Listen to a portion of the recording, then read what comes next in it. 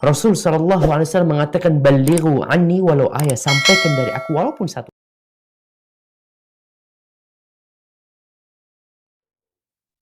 Bismillahirrahmanirrahim. Assalamualaikum warahmatullahi wabarakatuh. Alhamdulillahi rabbil alamin. Alhamdulillahi hamdan katsiran tayyiban mubarakan fihi. Hamdan yanbaghi li jalali wajhihi wa 'azimi sultanihi. Asyhadu an la ilaha illallah wahdahu la syarika lah. Wa ashhadu anna Muhammadan abduhu wa rasuluh. Allahumma salli wa sallim ala sayyidina wa habibina wa syafi'ina wa maulana Muhammadin sayyidil mursalin wa ala alihi wa sahbihi wa barik wa sallim taslima. Allahumma rabbana inna nas'aluka ilman nafi'a wa rizqan thayyiba wa amalan mutaqabbala bi rahmatika ya arhamar rahimin. Ma'asyiral muslimin wal muslimat, hadirin wal hadirat, Bapak Ibu jamaah sholat maghrib dan isya di Masjid Al-Ikhlas yang mudah-mudahan selalu dalam limpahan rahmat dan karunia Allah Subhanahu wa taala. Alhamdulillah, bersyukur kepada Allah Subhanahu wa taala pada malam hari ini kita bertemu lagi, dan sekarang kita sudah masuk di bulan Sya'ban ya. Itu berarti semakin hari kita semakin mendekat dengan bulan Ramadan. Pada mulanya ziarah kubur ini dilarang oleh Rasul Shallallahu Alaihi Wasallam. Pada mulanya ya. An Ibni Mas'udin radhiyallahu anhu anna Rasulullah Shallallahu Alaihi Wasallam qala, dari sahabat Nabi yang bernama Ibnu Mas'ud. Ini masuk dalam kategori sahabat Nabi yang populer namanya, dan beliau ini juga sahabat Nabi yang alim. Jadi ada sahabat Nabi yang alim, ada sahabat Nabi yang pedagang, ada sahabat Nabi yang petani, ada sahabat Nabi yang awam gitu kan. Di generasi sahabat dulu strata sosial masyarakat juga beragam gitu ya. Ada yang kaya, ada yang miskin, ada yang tinggal di kota, ada yang tinggal di desa. Sebenarnya sama persis seperti kita sekarang ini. Ada yang berilmu banyak, ada yang berilmu sedang, ada yang awam, dan seterusnya. Nah, Ibnu Mas'ud ini, sahabat Rasul yang bernama Ibnu Mas'ud radhiyallahu anhu ini termasuk sahabat Nabi yang punya banyak pengetahuan, alim. Anna Rasulullah sallallahu alaihi wasallam qala, bahwa sesungguhnya Rasul sallallahu alaihi wasallam bersabda, kuntu nahaitukum an ziyaratil kubur. Kata Rasul sallallahu alaihi wasallam, dulu saya pernah melarang kalian untuk berziarah kubur. Jadi dulu awal-awal Islam, awal-awal Nabi sallallahu alaihi wasallam menjadi nabi dan rasul, ziarah kubur itu sempat dihalang-halangi terlebih dahulu. Nanti dulu kira-kira. Sempat dilarang. Fazuruha. Tapi sekarang kata Rasul sallallahu alaihi wasallam, sekarang berziarahlah. Fa innaha tuzahhidu fid dunya. Karena dengan berziarah kubur, sesungguhnya ziarah kubur itu mampu membuat kita ini punya sifat zuhud terhadap dunia. Jadi umumnya kalau kita berziarah masuk ke taman pemakaman, sekurang-kurangnya ya, walaupun sekilas kita akan merasakan kira-kira seperti inilah nanti nasib kita di kemudian hari. Nah, dengan begitu mudah-mudahan terbawa nanti suasana ziarah kubur itu ke dalam kehidupan kita sehari-hari. Ini banyak-banyak ziarah kubur. Kemudian kata Rasul sallallahu alaihi wasallam, wa tuzakkirul akhirah, dan dengan ziarah kubur juga akan mengingatkan kita ke negeri akhirat. Jadi setidaknya dua manfaat ziarah kubur bagi kita secara pribadi. Bagi yang diziarahi tentu nanti juga akan ada manfaatnya, ada kebaikannya, tapi setidaknya bagi kita ada dua manfaatnya. Membuat atau menjadi sebab kita zuhud. Zuhud itu apa zuhud itu?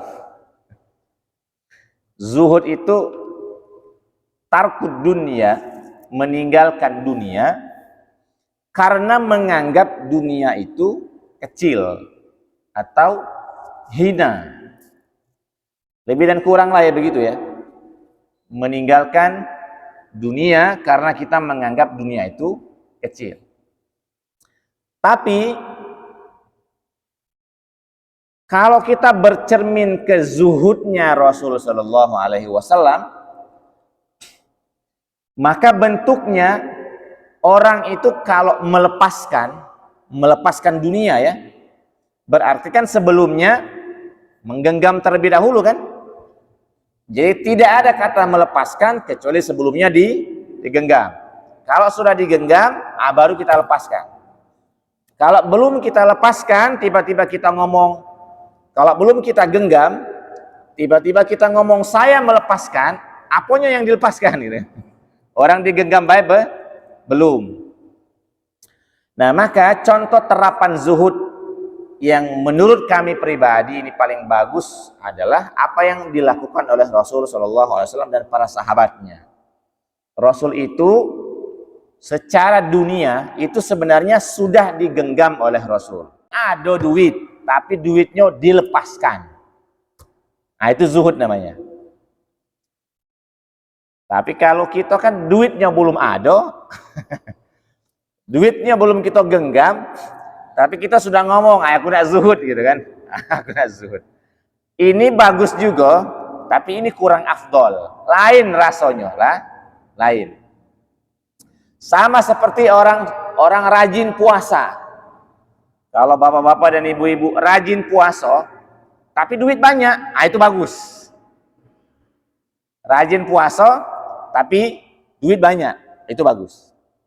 Tapi kalau rajin puasa, aslinya memang tidak kasih duit. Ini bagus juga, tapi tidak sebagus yang pertama tadi. Yang pertama itu berarti dia zuhudnya. Nah, aku nak makan ayam pacak, nak makan gorengan pacak, nak beli apa pacak, tapi aku pilih puasa. Tapi kalau yang kedua tadi memang ada kasih duitnya gitu. Memang ada kasih duitnya. Nah, ini masyaallah muslimin yang disebut dengan pengingat. Kalau kita berziarah ke kubur, nanti kita ingat untuk apa dunia ini kan? Kalau seandainya kita bakal ketemu dengan model yang seperti ini dan kita tidak tahu kapan kita akan meninggal dunia. Wallahu a'lam bishawab, kita nggak tahu. Apa panjang, apa pendek, nggak tahu gitu kan. Wallahu a'lam bishawab. Banyak sekali sahabat-sahabat kita, tetangga kita, keluarga kita yang kita merasa cepat sekali mereka akhirnya mengakhiri kehidupan. Ya, itu nanti juga akan berlaku untuk kita semua tanpa terkecuali. Nah, mudah-mudahan dengan berziarah kubur tadi, akhirnya kita ingat yang model seperti ini. Jadi itu hukum asalnya. Hukum asal berziarah awalnya dilarang oleh Nabi, tapi sekarang diizinkan. Bukan sekarang, dari dulu sudah diizinkan, dan akhirnya izin berziarah kubur itu sampai sekarang itu yang masih berlaku. Jadi sekarang ini berlaku hukum boleh berziarah.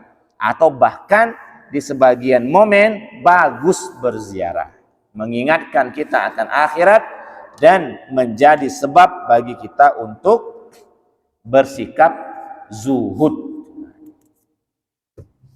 Kira-kira aku ini punya duit, nak diapakanlah duit ini supaya agak panjang dikit amalnya ini. Nah, lepaskan duit itu, lepaskan. Lepaskan untuk siapa? Ya terutama untuk kebaikan. Dan kebaikan yang dimaksud terutama jika kebaikan itu yang umurnya panjang. Kebaikan yang umurnya panjang. Ini bangunan masjid ini, saya kira ini adalah harta-harta terbaik yang dipanjangkan umurnya dengan umur masjid ini. Selama masjid ini masih tegak dan selama masjid ini masih terus dipakai orang untuk sholat 5 waktu dan seterusnya, maka bapak-bapak dan ibu yang punya kontribusi baik banyak maupun sedikit, insya Allah ini nanti bisa umur kebaikannya bisa lebih panjang daripada kalau duit itu sekedar ditabung saja. Sekedar ditabung saja. Saya tidak misalnya memaksa dalam arti harus berinfak, bersedekah, enggak.